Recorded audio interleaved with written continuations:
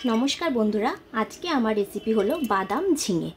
এই রেসিপিটি তোমরা খুব অল্প উপকরণ দিয়ে খুব সহজেই কিন্তু নিরামিষ যেদিন তোমাদের খাবারের দিন হবে সেদিন বাড়িতে বানিয়ে ফেলতে পারো। এটা গরম ভাতের সাথে খেতে খুব সুস্বাদু লাগবে। যদি আমার এই রেসিপিটি তোমাদের ভালো লেগে থাকে তাহলে কিন্তু আমার চ্যানেলটাকে লাইক এবং সাবস্ক্রাইব করে দিতে তোমরা ভুলবে না। চলো এবার আমরা রান্নায় কি কি উপকরণ লাগবে তোমাদের দেখিয়ে দিই। আমার বাদাম ঝিঙের জন্য কি কি উপকরণ লাগবে চলো দেখিয়ে নিই। লাগছে আলু, লাগছে ঝিঙে, লাগছে বাদাম। এটা কাঁচা বাদাম আমি আগের দিন রাত্রে জলে ভিজিয়ে রেখেছিলাম। এটা আমি যখন রান্না ইউজ করব এটা কিন্তু আমি ফ্রাইং প্যানে 1 চামচ মতো অয়েল গরম করে একটু হালকা ভেজে নেব। আর লাগছে কাঁচা লঙ্কা, আর লাগছে এলাচ। এটা ছাড়া আমার লাগবে সর্ষের তেল, নুন, হলুদ, মিষ্টি। এগুলো কিন্তু আমি আর উপকরণও দেখালাম না। আর এই যে আমি উপকরণটা দেখালাম, রান্না যখন আমি করব আমি কিন্তু ঝিঙে, আলু বলো, লঙ্কা বলো, এলাচ বলো, বাদাম বলো, এগুলো পরিমাণ কিন্তু আমি কম বেশি করব। আমি তোমাদের এখানে উপকরণটা বোঝালাম, কিন্তু রান্না আমি যখন ব্যবহার করব কম বেশি করব, সেটা তোমরা রান্নায় দেখে নেবে। চলো এবার রান্নায় চলে আসি।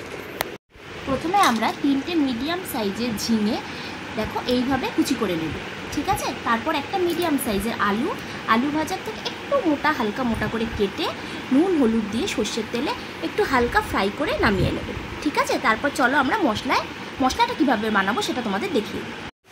মশলা বানানোর জন্য প্রথমে আমরা ভিজিয়ে যে রেখেছিলাম কালকে রাত্রে কাঁচা বাদামটা হালকা অল্প একটু নুন ছড়িয়ে দেবো। বেশি ফ্রাই করবো না, অল্প একটু ফ্রাই করে বাদামটা হালকা ফ্রাই করার পর আমি একটু ঠান্ডা করে তারপর মিক্সার গ্রাইন্ডারে নেবে। তারপরে আমি এখানে দিয়ে দিচ্ছি 2টো আর একটা অর্ধেক কাঁচা লঙ্কা, ঠিক আছে। আর দিচ্ছি 2টো এলাচ, আর দেব একটুখানি সাদা জিরে। দেখো এতটা মতো সাদা জিরে আমি এখানে দিয়ে দিলাম, ঠিক আছে। এরপরে আমি জল দিয়ে এটাকে একটা মিহি পেস্ট বানিয়ে নেব। দেখো আমার বাদাম ঝিঙের জন্য মিহি পেস্ট কিন্তু তৈরি হয়ে গেছে, ঠিক আছে। গরম বসিয়ে দেবো। তেলটা গরম হয়ে গেলে আমি এর মধ্যে দিয়ে দেবো সাদা জিরে ফোড়ন নিয়ে রেখেছিলাম, সেটা এখানে অ্যাড করে দেবো।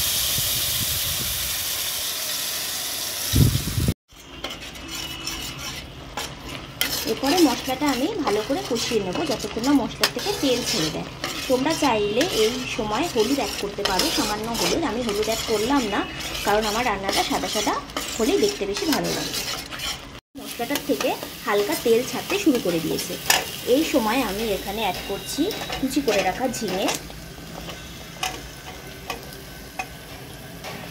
আর কুচি করে ভেজে রাখাটা আলু। নাড়াচাড়া করার পর আমি এখানে অ্যাড করব জল।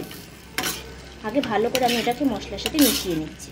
মেশানো হয়ে গেলে তারপরে এটাকে আমি এখানে একটু জল অ্যাড করব। জল অ্যাড করার পরে আমি এটাকে হাই ফ্লেমে একটু বসিয়ে দেবো। যখন এটা ফুটে যাবে তখন আমি গ্যাসটা কমিয়ে 5 থেকে 7 মিনিটের জন্য ঢাকা দিয়ে বসিয়ে দেবো। দেখো এরপর আমি ঢাকাটা তুলে চলে এসেছি।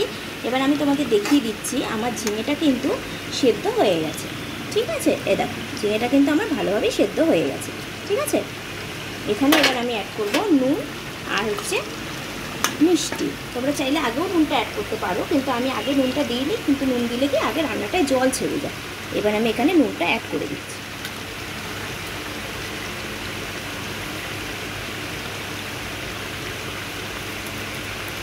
এবার এখানে আমি দেবো মিষ্টি। আমি মিষ্টির জন্য এখানে ইউজ করছি বাতাসা, তোমরা চাইলে চিনিও ইউজ করতে পারো। তো এটাকে আমরা ভালো করে নাড়াচাড়া করে নেব।